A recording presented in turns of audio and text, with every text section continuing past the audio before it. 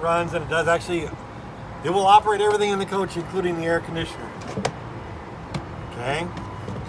There's like 34 hours on it. Its first service is due at 50, and the first service is basically an oil and a filter change. Okay. Oh, will it tell you how many hours? There's a gauge inside to show you how many hours it's on. Yes. Okay. Here's where you check the oil. This is the only thing I would make sure, see it's up in the safe range. This is the only thing I would make sure that I would actually use Onan oil, and you have to use an Onan filter. Okay. There's an air filter right here, and there's the part number for it. And again, that's going to depend on how often you use the generator. Like I said, there's 34 hours on it. You can get those online, the air filter. I believe you can get them at Amazon. Okay, there's a circuit breaker right down here.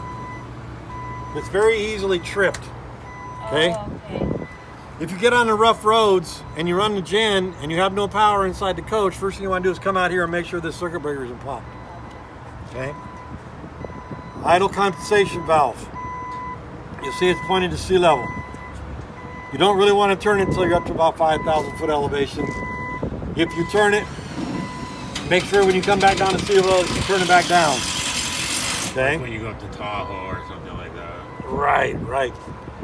Now, since we're plugged into shore power, this has something called an automatic transfer switch.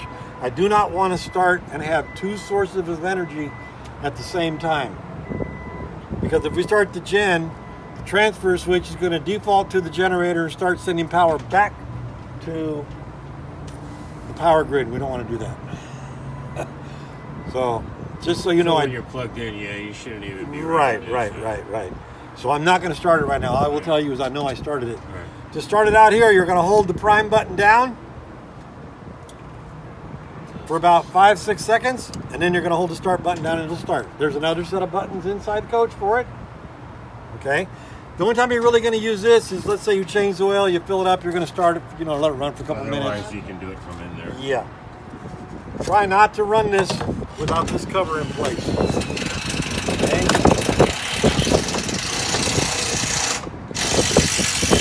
It is an integral part of the coolant.